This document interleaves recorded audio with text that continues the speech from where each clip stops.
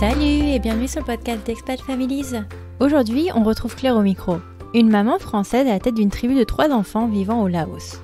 Elle nous raconte sa première expatriation en Australie avec son mari et les raisons qui les pousseront à venir s'installer au Laos, pays dans lequel ils vivent depuis maintenant 10 ans, mais aussi la façon dont ces 3 matrescences ont impacté sa vie professionnelle et la façon dont elle a pu trouver sa passion grâce à ses enfants. Je vous souhaite une excellente écoute et je vous laisse avec la suite. Salut Claire!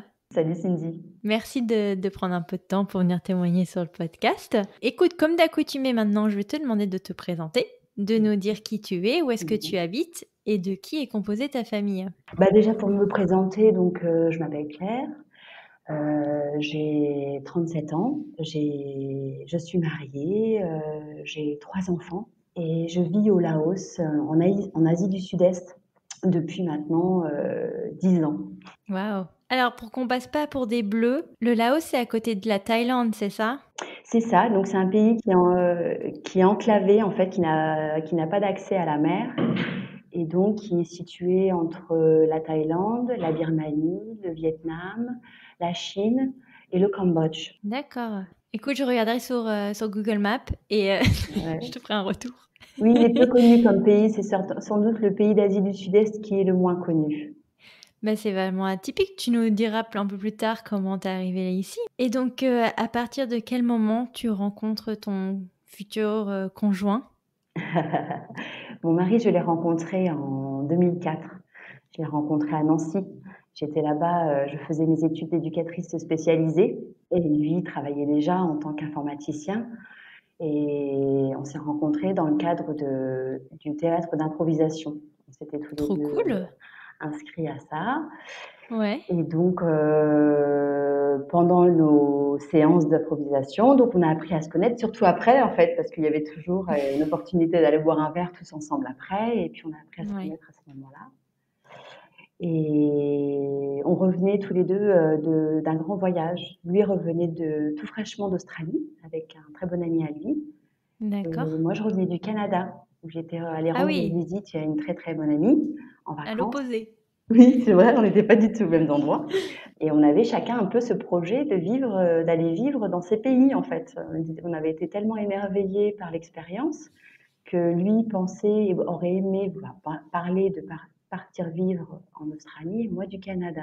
Donc c'était un gros Ah, point commun qu'on avait, c'était l'envie de voyage. c'était la neige versus le soleil, quoi. Ouais, c'est ça. Mais alors, comment vous vous êtes mis d'accord et sur quelle destination vous êtes mis d'accord surtout? Alors on s'est mis d'accord sur l'Australie pour plusieurs raisons. Moi, l'idée d'apprendre une langue étrangère, donc apprendre l'anglais que je ne maîtrisais pas, me plaisait énormément. Puis clairement, le temps était quand même bien meilleur en Australie qu'au C'est Canada. clair. Donc le choix s'est porté sur l'Australie assez rapidement, on va dire. Mais c'est quand même beaucoup plus loin, non? Eh ben écoute, un Paris-Sydney, t'as bien 20 heures de vol, hein, sans compter les escales. Donc ça Ouais, prend donc énormément c'est de quand temps. même bien plus loin que le Canada, hein? Complètement, ouais. Ça, c'est sûr La qu'on n'a pas vache. mesuré ça, c'était pas le critère qu'on a Ouais. mesuré. La distance, on s'en est pas préoccupé à l'époque. Et alors, à quel moment vous décidez de partir en Australie? Et ben en fait, on est parti en vacances, nos premières grandes vacances, enfin je veux dire très lointaines, on va dire outre-Atlantique, où on a dépassé les frontières de l'Europe, ont été justement au Laos en février 2008. Mmh. Donc, Elle vient de là, la connexion? oui, tout à fait. On a des amis, enfin Fabien, mon mari, a des amis très proches qui vivent toujours d'ailleurs au Laos, et Ouais. m'a proposé d'aller leur rendre visite. Donc la première fois qu'il m'a dit et si on allait au Laos, j'ai dit ouh, c'est sympa, oui, beaucoup, j'aimerais, mais où est-ce? Un peu comme tout le monde, c'est où le Laos?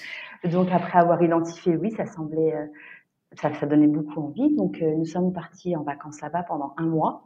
Et on a été complètement séduits. À la fin du séjour, on était déjà en train de chercher du travail pour revenir très, très vite. Et on est parti Oui. donc en février 2008, nous sommes partis en vacances au Laos et nous sommes partis avec notre Working Visa Holiday en février. Je me rappelle, c'est le 3 février 2009, donc presque pile poil 1 an après. D'accord.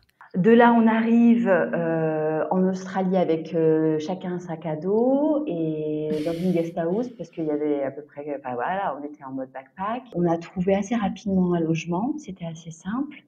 Et j'ai trouvé du travail 2 mois après, en avril, dans une petite école maternelle française, Oh, franco-australienne.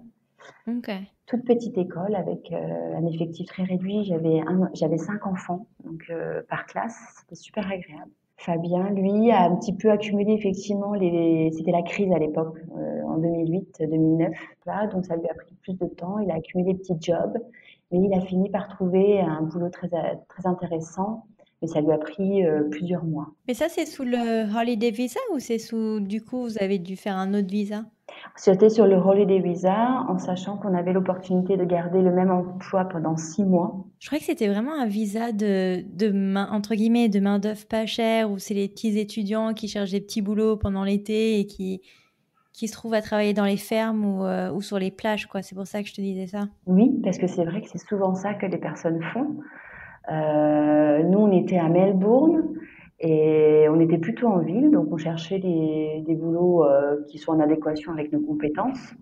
Ouais. Donc, tout en sachant qu'on pouvait rester que 6 mois maximum.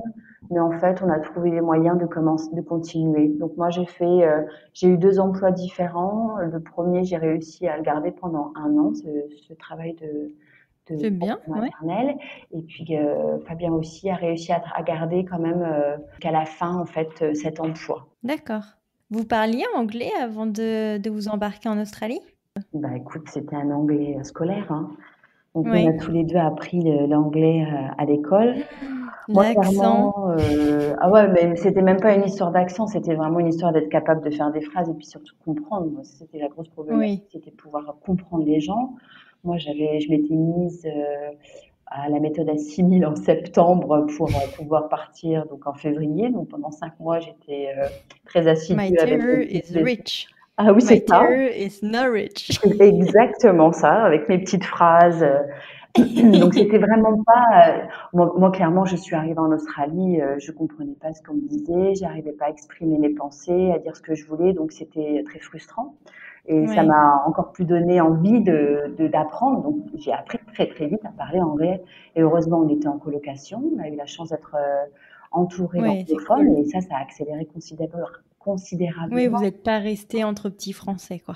Ah bah non, c'était pas possible. Si on voulait se faire comprendre et avancer, il fallait absolument être en immersion. On s'est fait des amis français, bien évidemment, mais le fait de vivre comme ça avec des anglophones, en 3 mois, je dirais, j'étais à l'aise. C'était bon pour Oui, moi. Dans la vie c'est de tous les cool. jours, je me sentais bien, quoi. Et alors, oui, qu'est-ce qu'il arrive à la suite de ça? Parce que vous avez une date d'expiration. Qu'est-ce que vous vous dites, qu'est-ce qui est next? Alors, en fait, on a eu l'opportunité, notamment Fabien, d'avoir un visa de travail. On lui a fait la proposition, qu'on Ok. a pris en compte, mais on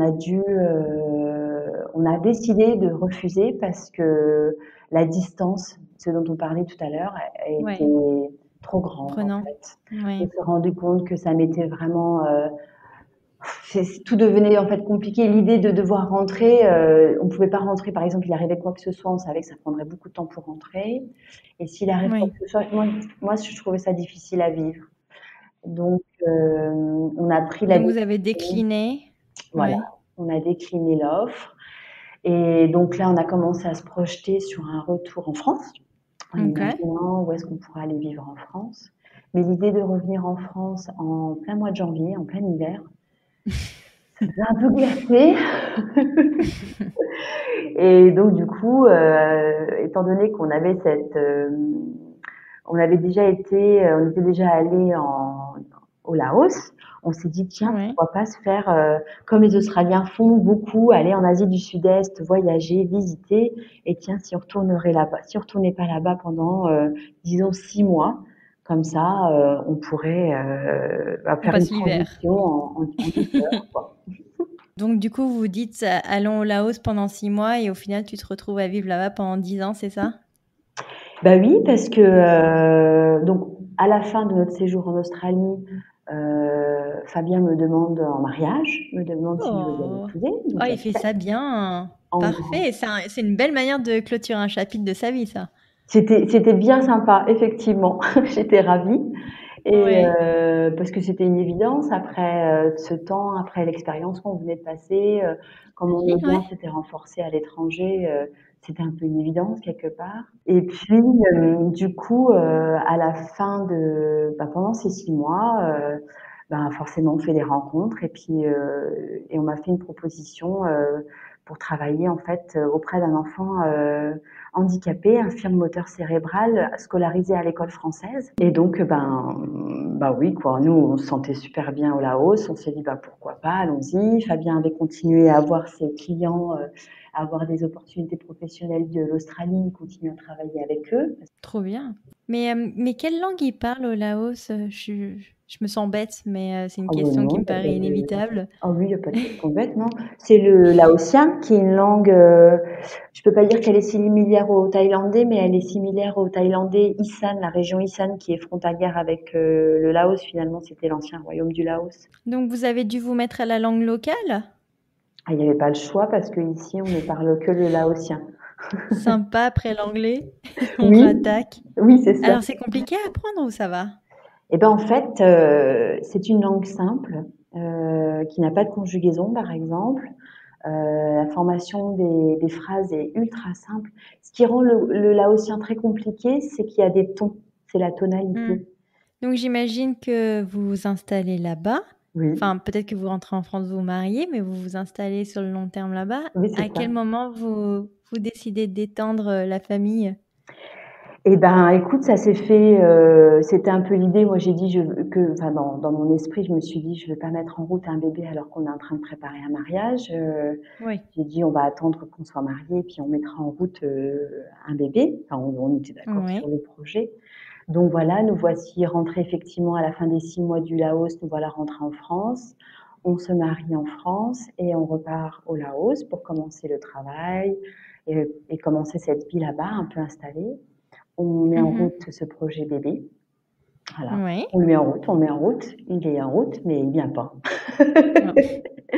Il prend du temps, ce bébé, à arriver. Et au bout d'un an et demi, je me rends compte que rien ne se passe. Donc, Oui. je fais un peu ce que tout le monde peut faire. Je regarde un peu sur Google, chose que j'avais jamais fait auparavant.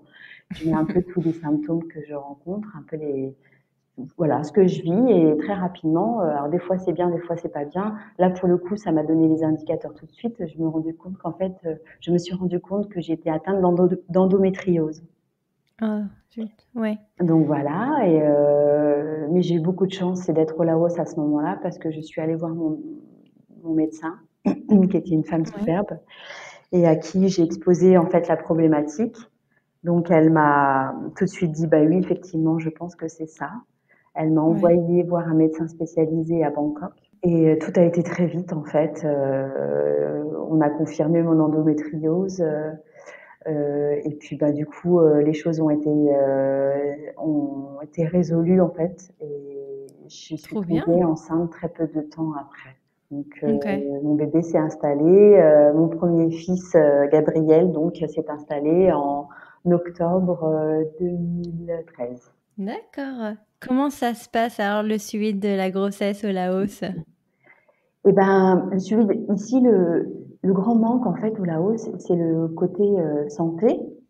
Donc, Ouais. quand on a une première grossesse, on est un petit peu anxieux. Donc, je me suis rendue. Moi, j'ai fait d'une part le suivi quand même classique, que je le faisais quand même ici parce qu'il y a un cabinet médical français. Ouais. Et puis, je me rendais très régulièrement, sûrement trop régulièrement, en Thaïlande, puisqu'on est vraiment à la frontière de la Thaïlande. On se rendait régulièrement là-bas pour faire des suivis, notamment les échographies. Donc, D'accord. très simplement, quand il y avait besoin, quand le temps arrivait d'une nouvelle écho, on se rendait là-bas et puis voilà. Donc c'était assez simple finalement, puisque bon, en Thaïlande et à l'hôpital où je me rendais, ils parlaient anglais. Donc on avait vraiment cette langue Oh, ça va. Ouais. qui nous permettait d'échanger et de comprendre ce qui se passait. Au fur et à mesure de mes grossesses, le suivi, j'étais de plus en plus cool. Donc au début, pour mon premier, j'ai dû y aller tous les mois. Après, pour mon second, j'ai dû y aller tous les 3 mois. Et puis pour ma dernière, je crois, je suis même pas sûre. Je crois que si j'y suis allée une fois, mais c'est parce qu'on était en vacances Pour à lui. Bangkok et je me suis dit tiens, profite pour l'occasion pour aller Oh faire non, une c'est écho. drôle. Ouais. Mais donc, du coup, attends, c'est à tes frais, du coup, l'assurance santé là-bas? Eh ben écoute, on avait souscrit à une assurance santé internationale.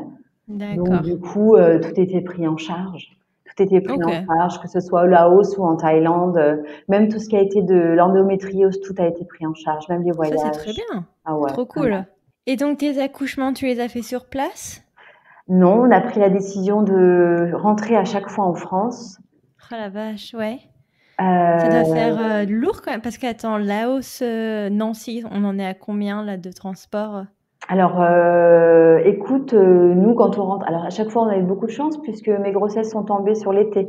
Donc dans tous les cas, c'était les périodes où on rentre parce que tous les ans on rentre 2 mois en France pendant l'été. D'accord. Oh, On c'est peut se le cool. permettre, donc du coup on le fait. Et à chaque fois ça a été le cas. C'était quand même un beau timing. Et ben la première fois je suis rentrée à 6 mois et demi de grossesse, la deuxième fois je suis rentrée à 7 mois et quelques, et puis pour Axel je suis rentrée à 8 mois de grossesse la dernière minute. Plus j'avançais et plus j'étais relax. Mais alors, pourquoi cette volonté de rentrer en France? Enfin, au-delà du fait d'être entourée de sa famille, c'est le système médical est pas très développé là-bas, c'est ça? T'avais peur qu'il y ait eu des complications? Alors, accoucher au Laos, pour moi, c'était pas concevable, étant donné le système de santé. Ça me mettait trop en insécurité. En Thaïlande, au contraire, c'était surmédicalisé. Ouais. Le taux de césarienne est très élevé. Le système médical thaïlandais privé est très efficace, hein. C'est super high-tech. Il y a toutes les manipulations très médicalisées sont maîtrisées. Mais Ouais. c'est toujours le problème quand toutes les choses sont surmédicalisées. Après, on laisse plus assez de place pour l'accouchement physiologique. Et moi, OK. je trouvais, et j'ai pensé, et j'ai eu, je pense, dans mon cas raison, c'est en France de trouver un peu l'entre-deux en fait, réussir à trouver davantage ma place, être entendue dans mon projet d'accouchement. Donc, Mmh. je savais qu'il y avait une très grande médicalisation de l'accouchement en France, mais je maîtrisais suffisamment la langue pour pouvoir m'affirmer et trouver en fait un juste milieu dans mes accouchements. Mais alors, quand tu rentres au Laos, enfin, comment tu t'organises? Parce que j'imagine que ton mari, bah, il doit bosser vu qu'il est quand même, s'il est en profession libérale, enfin, pas de bras, pas de chocolat, donc pas de travail, pas de rémunération. Mhm.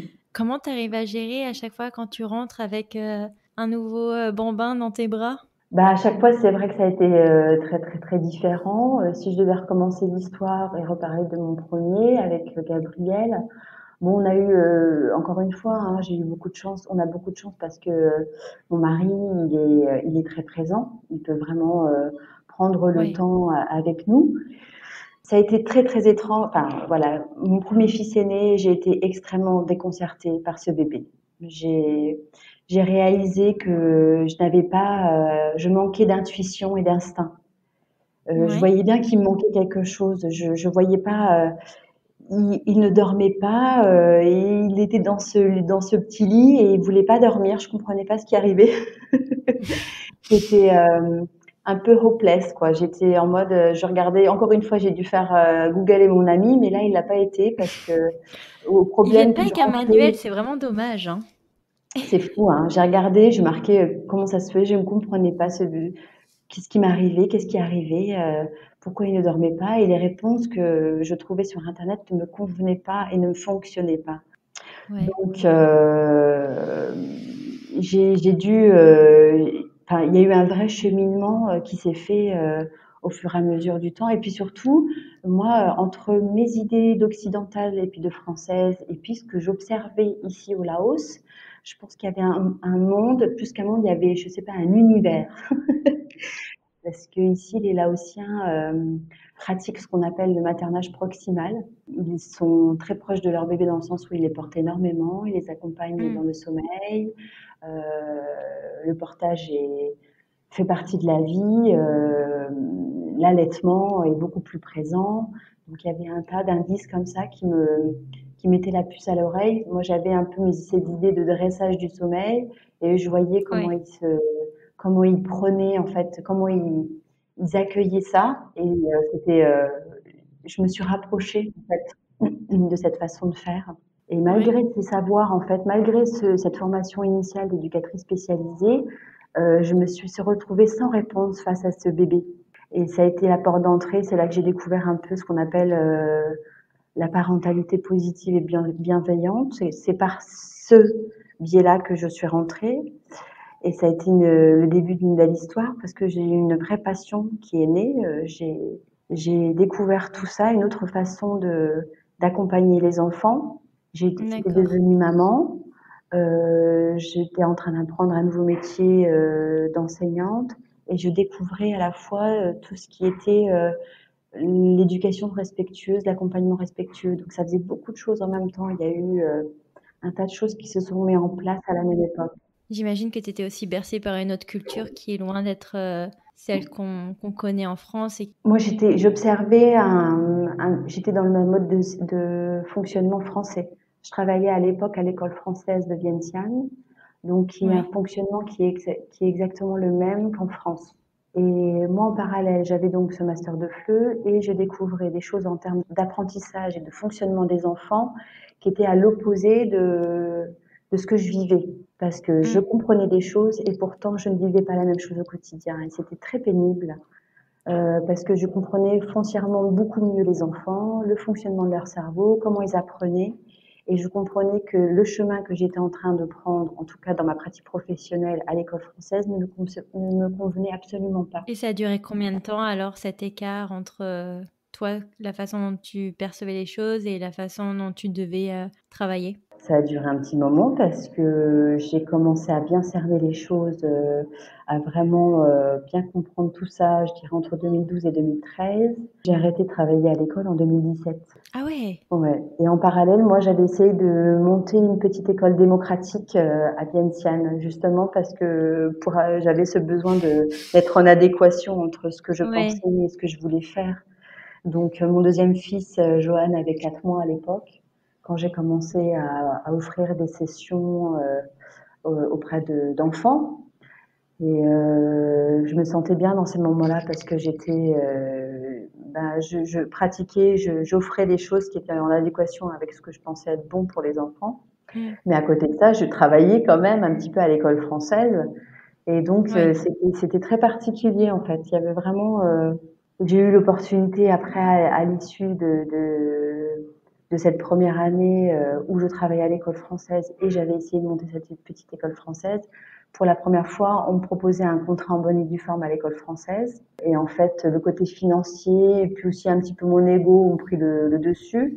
Donc, et vu que je ne voyais pas le nombre d'inscriptions dans mon école augmenter, j'ai pris la décision de prendre ce contrat à l'école française, Ouais. malgré ce que je savais. C'était un peu fou d'ailleurs quand j'ai Ouais. repensé, je me suis dit c'est fou quand même, hein.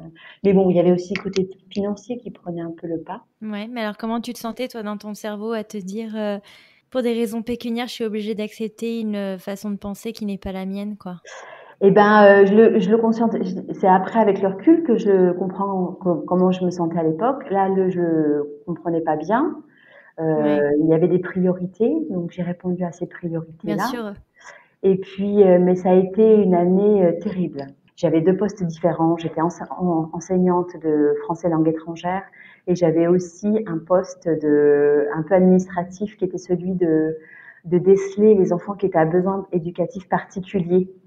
Et Mm. du coup, Oui, j'imagine que tu étais payée un travail pour deux. c'est ça, exactement. Donc, je me suis retrouvée avec une charge de travail impressionnante. J'avais finalement peu d'heures. Je me suis retrouvée à temps plein. J'avais pas de, bon, le problème que beaucoup de gens rencontrent, j'avais aucune reconnaissance par rapport à tout ce que je faisais et que j'essayais de faire mon mieux. Alors, comment tu t'en sors de là? Et ben, je m'en suis sortie parce que la vie est bien faite et que justement avec ces problèmes en fait au sein de l'institution, j'ai osé dire en public les problèmes que j'ai rencontrés et finalement, bah, mon contrat a été arrêté. Voilà. On a décidé Ok. de stopper mon poste, qui était une catastrophe sur le moment pour moi. Mon ego en a pris un coup terrible, mais qui a été Ouais. un vrai soulagement finalement, puisque j'avais déjà en tête à l'époque de me former à l'accompagnement respectueux des enfants. Et donc, ben, la vie m'a poussée, enfin, la vie m'a donné l'opportunité. J'ai trouvé un autre travail dans une école internationale, en fait, avec Ok. des heures. C'était bien, j'avais un très bon équilibre, quelques heures d'enseignement et surtout, j'ai commencé à me former à fond à l'accompagnement respectueux des enfants. Et quand est-ce que Axel, du coup, arrive dans ta vie? Et ben justement, quand je me suis lancée dans la formation et j'ai commencé ce nouveau travail en septembre, et je suis tombée enceinte d'Axel en décembre. C'est marrant parce que donc du coup, si je reprends ta lignée, donc quand Gabriel est là, tu te dis, bon, il y a ce que je connais manifestement ne fonctionne pas. Donc Mhm. révélation, chapitre Mhm. 1. C'est ça. Chapitre 2, Johan, c'est, bon, j'ai des connaissances, je vais monter ma petite école. Mhm. Et c'est marrant, donc chapitre 3, Axel, bah, je monte mon truc et puis allez tous vous faire voir, quoi. Bon, C'est génial. ouais, ça a été le chemin jusqu'à trouver réellement ce qui me convenait le plus et dans quoi je me sentais le plus confortable. Et clairement, là, je suis alignée, quoi. Je suis vraiment dans ce que j'ai toujours recherché, le type de travail qui me convient parfaitement. Oui, alors est-ce que tu peux nous définir rapidement ce que tu fais? Alors, je suis donc, comme je le dis, accompagnante en parentalité. Donc, ça s'adresse à tous les parents, mais en général, c'est vrai que j'ai développé beaucoup de connaissances pour tout ce qui sont, enfin, pour les familles, notamment expatriées, binationales en général, multilingues. Mm. C'est des profils de parents que je rencontre beaucoup ici à Vientiane et puis en ligne. Des parents qui rencontrent des difficultés, qui ont des questionnements, qui se sentent un peu bloqués dans leur relation avec leurs enfants et qui aimeraient avoir bah, des réponses en fait à leurs questions. Donc en premier lieu, j'écoute énormément, j'écoute beaucoup, c'est une grande partie de mon travail. Ouais, Et t'assurer aux parents qui se sentent écoutés parce que c'est quelque chose dont on manque énormément tous de nos jours, d'écoute. c'est vrai. Et puis ensuite, j'essaye à travers, grâce à mes connaissances, j'essaie de trouver les mots qui résonnent chez les parents pour qu'ils comprennent mieux leurs enfants, pour qu'ils arrivent à se mettre à leur place. D'accord, c'est génial, c'est absolument génial. Ah Et, bah, j'en suis ravie, ça c'est sûr. et alors, donc du coup, les enfants aujourd'hui, ils ont quel âge? Alors Gabriel a 6 ans, Johan a 4 ans et Axel a 1 an. Et donc, alors du coup, quelle langue vous avez établie? J'imagine que vous parlez français à la maison, mais comment ça se passe alors pour vous sur place? Oui, alors effectivement, à la maison, nous parlons français, mais nous parlons aussi là-haut, puisque comme j'ai dit, donc maintenant, actuellement, donc j'ai une nounou qui est à la maison et qui est arrivée dans notre vie quand Joanne, mon second, avait 4 mois. Et Oui, c'est véritablement avec elle que j'ai développé mon là-haut.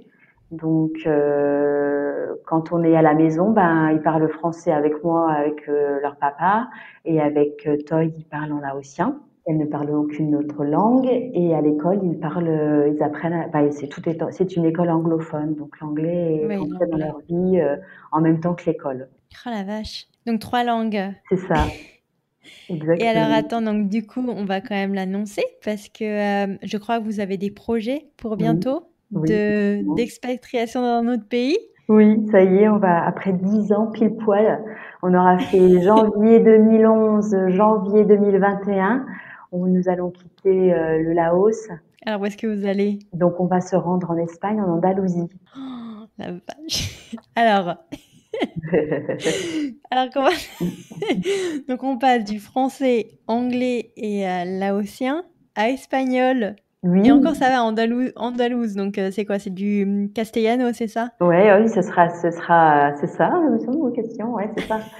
Donc, bah, du coup, on va conserver 2 langues sur 3 qui sont le français et l'anglais, puisque les enfants Oui. vont continuer leur instruction. On va rester cohérent à ce niveau-là. La langue de scolarisation va rester l'anglais. On va juste switcher du lao à l'espagnol.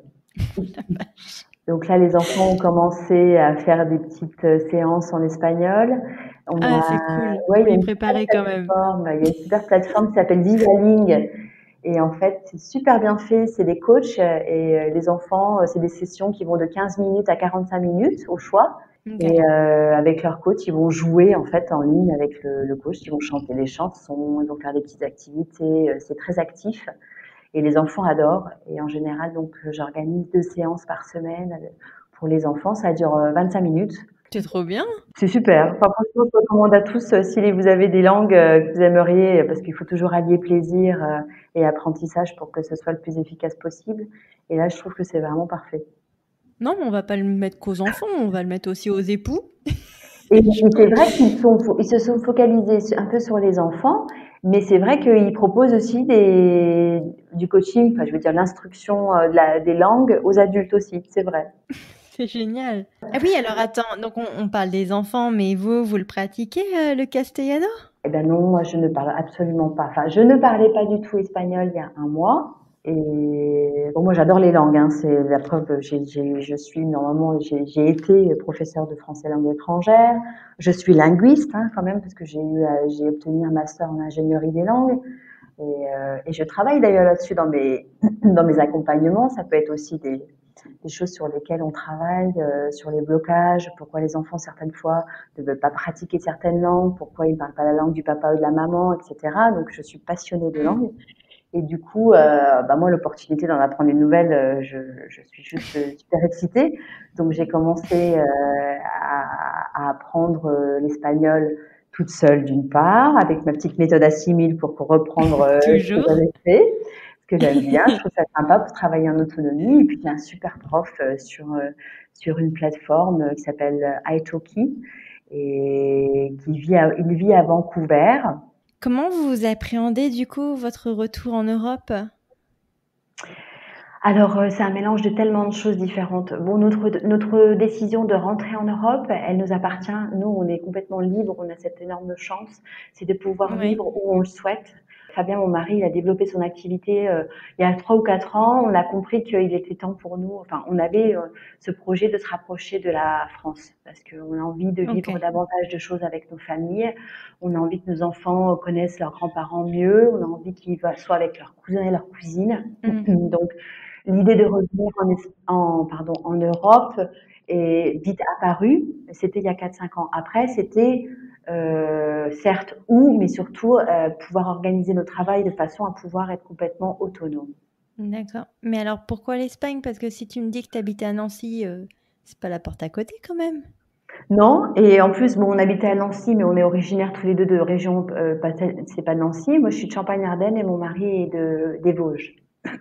Donc, on est D'accord. autour On de se Nancy. C'était rapproche le un point petit peu, mais pas trop. Ouais, c'était le point entre les deux. En fait, on s'est rencontrés entre les deux. Mais l'Espagne, en fait, l'idée c'était de revenir en Europe, mais de pas vivre de pas vivre une congélation immédiate. Je pense que on est complètement tropicalisé. Je pense que là, Oui. vivre dans des contrées où il fait trop froid, je crois que ce serait trop difficile pour nous. Et puis, on adore vivre à l'étranger. Oui. C'est un grand plaisir pour nous au quotidien de pratiquer une langue étrangère, de découvrir une culture différente, d'avoir des pratiques. Ça, ouais, on trouve ça super excitant et donc du coup, on a envie de continuer ça. Et en réfléchissant, il y a eu plusieurs destinations qui sont sorties. Il y a eu la Grèce, il y a eu le Portugal, Ouais, il y a eu je l'Espagne. pensais à ça, Malte. Oui, on a pensé Bon, à c'est la toutes Méditerranée, ces quoi. destinations. Oui, c'est ça. Et puis, en fait, Maroc? de fil en aiguille, non, non, l'Afrique du Nord n'a jamais été évoquée. Ça n'a Ah ouais? jamais été. Je crois que remettre une mer entre nous et notre famille, il fallait que ce soit praticable par la terre quelque part. Tu vois, je crois qu'il y avait une vraie Ok. proximité à ce niveau-là. Donc on restait en Méditerranée, mais on n'allait pas en Afrique. Ouais, il y avait une volonté d'Europe. Ouais, je crois d'Europe. Ok. Et puis, ce qui nous a semblé, on est allé visiter le Portugal, hein, on y est allé l'été dernier quand j'étais enceinte d'Axel et qu'on est rentré tout de suite après être rentré du Laos. On est allé au Portugal avec mon mari, les enfants sont restés avec mes parents pendant une petite semaine. Et puis, on est Mhm. visité le Portugal. Et en fait, non, on s'est rendu compte que c'était pas là qu'on voulait vivre.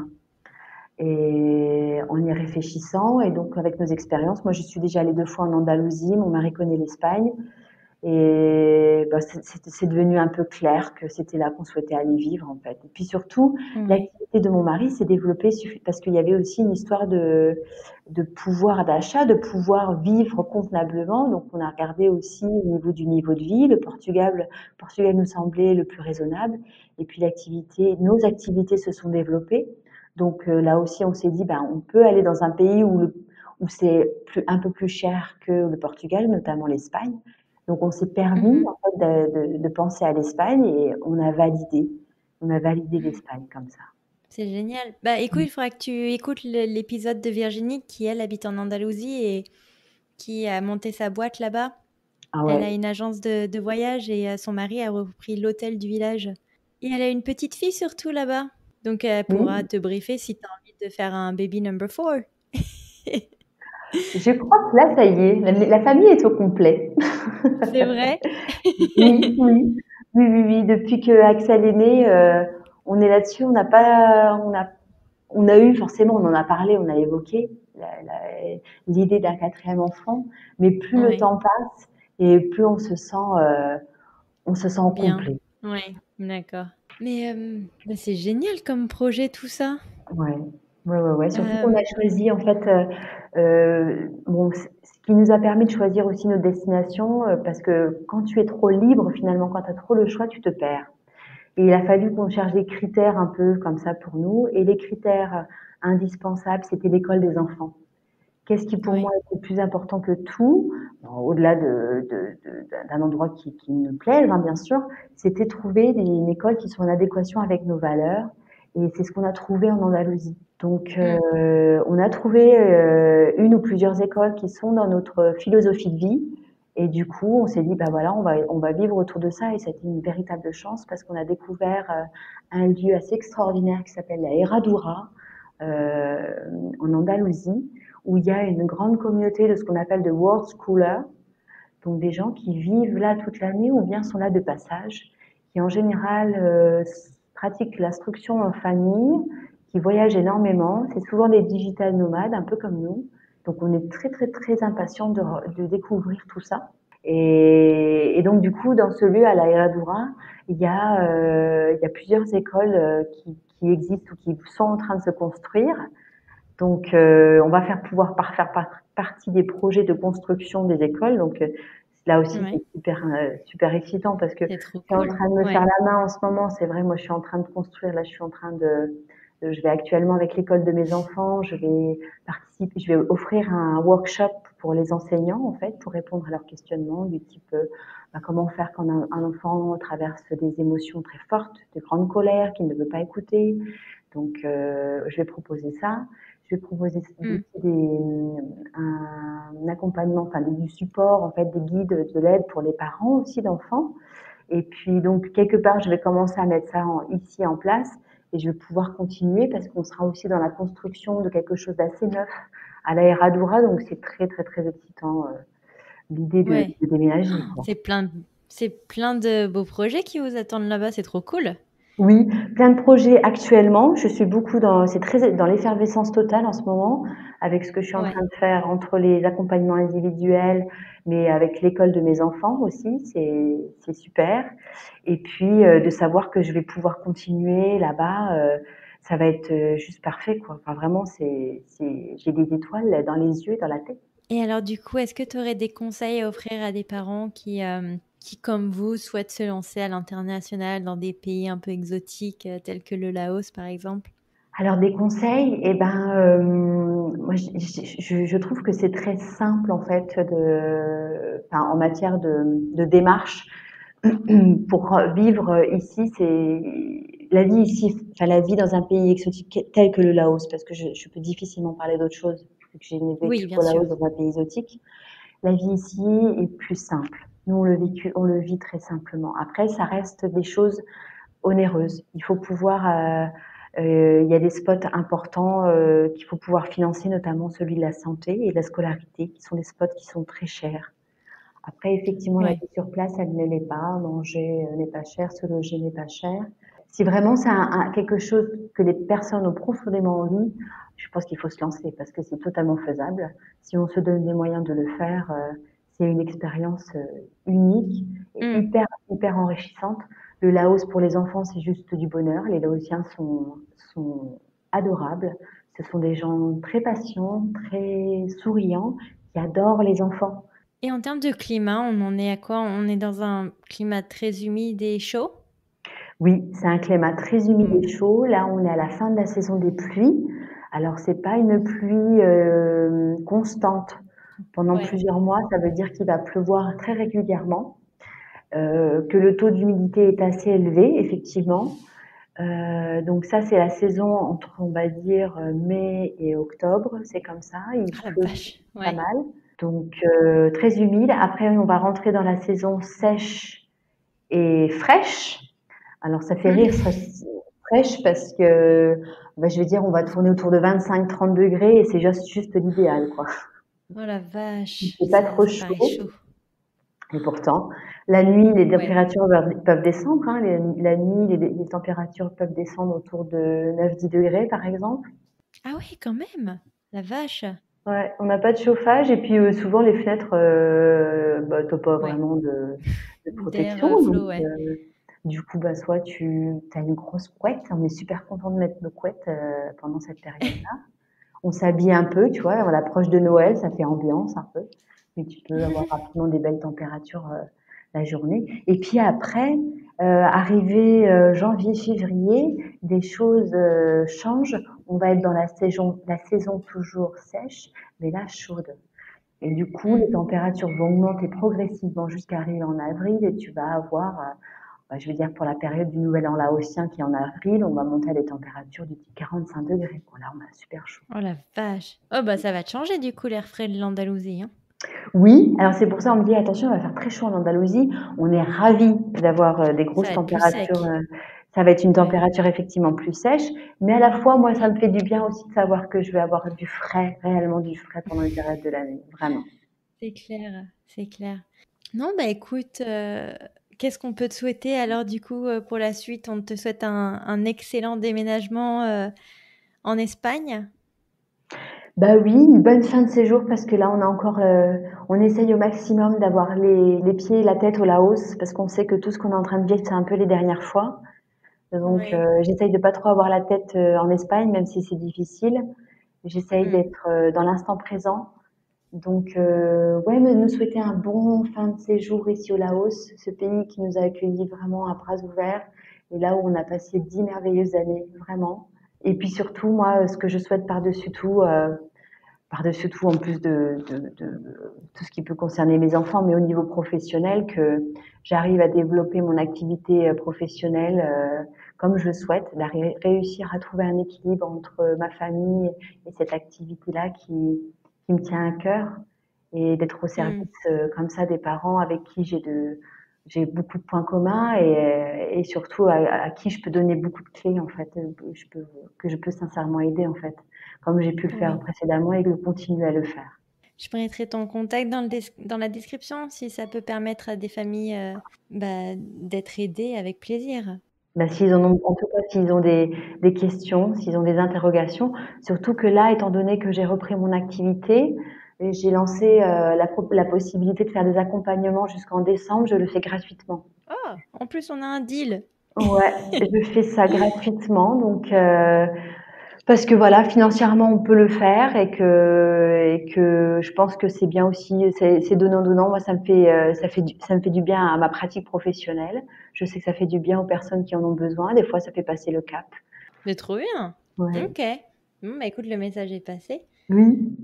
Bah écoute, Claire, en tout cas, je te remercie du fond du cœur pour ton témoignage. Oui, c'est clair. Ah oui, ah bah merci beaucoup. Écoute, J'espère effectivement que tout va bien se passer. Je sens qu'en Europe, ça parle déjà de Noël, hein. Je sens l'impatience. De toute façon, dès Ah qu'on ouais. sort des grandes vacances, tout le monde se réfugie dans l'idée de Noël. Non, bah écoute, vraiment, merci beaucoup Claire. Et puis, bah écoute, je te souhaite une très bonne journée. Oui, eh ben écoute, merci beaucoup. Merci beaucoup encore une fois de m'avoir donné l'opportunité de partager. Et puis finalement, de m'avoir donné l'opportunité de repenser à tout ça. Ça a été vraiment d'une grande aide. Donc, Oh bah écoute, ça merci fait du bien un peu de faire le bilan.